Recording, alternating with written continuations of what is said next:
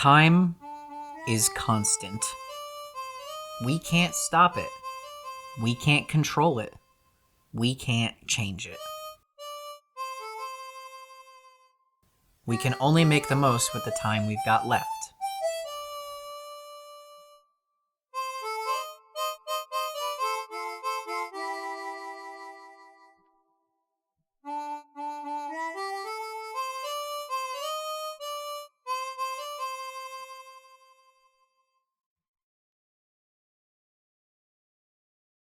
So, around 30 years ago, a little show called Power Rangers made its way to air.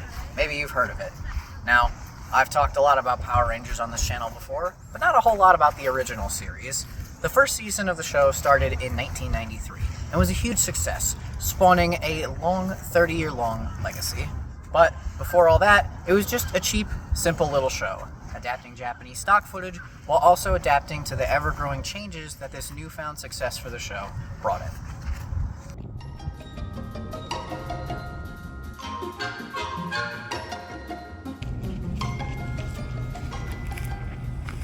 Stop me if you've heard this one before. Season 1 of Mighty Morphin Power Rangers was adapted from Kyoryu Sentai Zyuranger. They used up all the footage they can, and when they ran out, starting with Season 2, they began adapting Gosei Sentai Dairanger.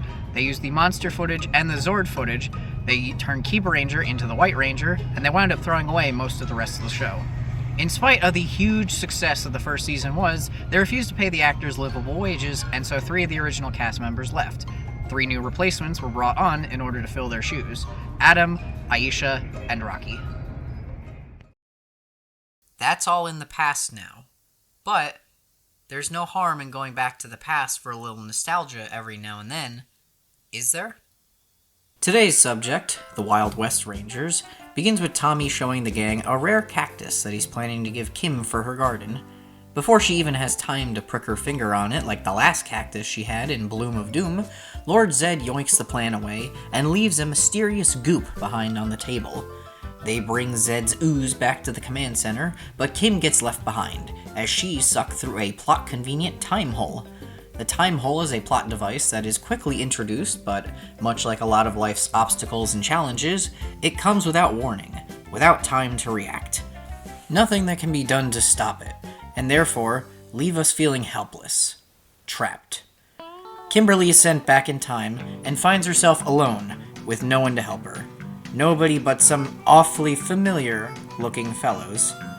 We then meet the ancestors of all of our current cast members, Bulk and Skull's thieving scoundrels of ancestors, and Tommy's ancestor, the mysterious White Stranger. The two are hoist by their own petard, or I suppose, bugs by their own bunny, and Kim wakes up, rescued by the other 4's ancestors, Abraham, William, Alicia, and Rocco, and they are having a drink in Ernest's Juice Saloon.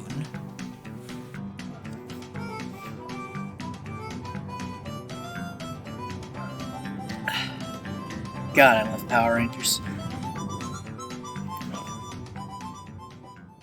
Kim finds out that shopping malls don't exist in this time, and recreates that classic Back to the Future moment of Kim seeing that she's trapped in the year 1880. While I joke about it, not having the things you've grown accustomed to in your life, your routines, your normal, can be more disruptive to your sense of self than the more extreme absences in your life.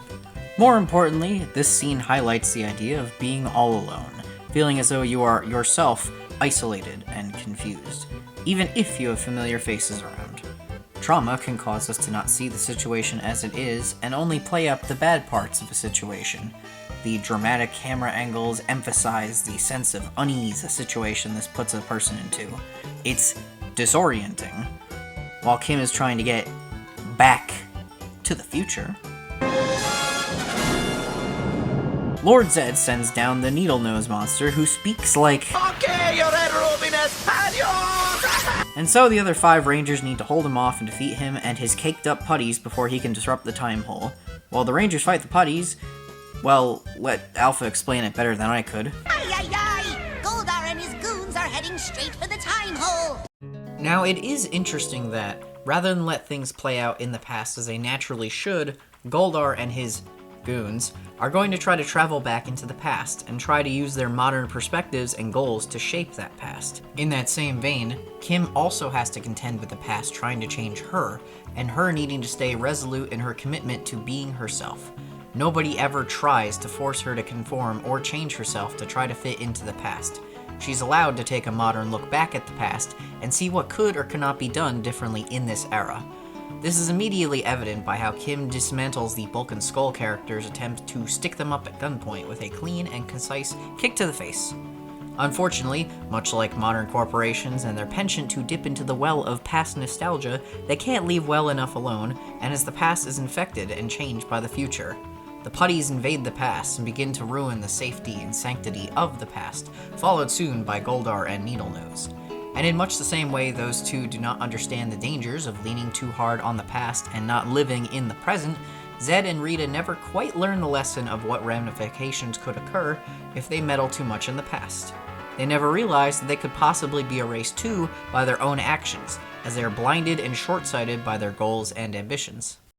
However, in much the same way Goldar and Zed want to go back into the past and meddle with it for their own ambitions, it's important to remember the people and experiences we have had in our lives that shape us and make us the people that we are. Kimberly would not be the person she is today without Zordon, Alpha, and the Power Rangers. She asks for help from them, to rely on those who have supported her, and for those who she supports every day. Of course, too much pink energy is dangerous. As obviously, Kimberly should not overextend herself. She should not do more than she is capable. She needs to rely on her friends, her family away from home, even if they aren't exactly how she remembers them. In very much the same way as the original Day of the Dumpster, the new Wild West Rangers are not professional martial artists, and they demonstrate their personality as well as their lack of skill in a very similar out-of-suit fight scene, demonstrating how out of their element they are and how in her zone Kim is comparatively. In a scene that is both classic but also something entirely new, we have the Rangers performing their first team morph as a team and learning how to use their power for the first time. These episodes debuted the same day as me. This episode originally aired May 9th, 1995, the same day I was born. That makes myself, as well as this episode, 30 years old. This is why I wanted to talk about these episodes today. I've been thinking a lot about my past, my history. One could even say I've been living in it. So how appropriate is it that the episodes that came out the day I was born was about someone who was literally stuck in the past?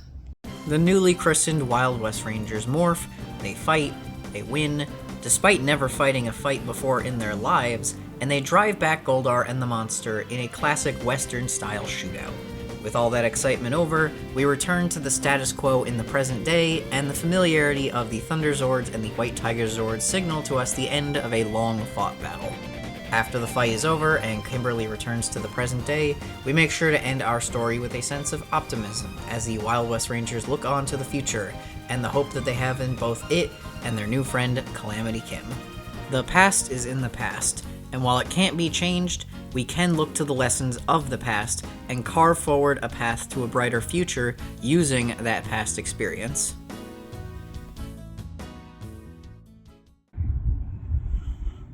Look guys, I've had a lot of hardships in my past.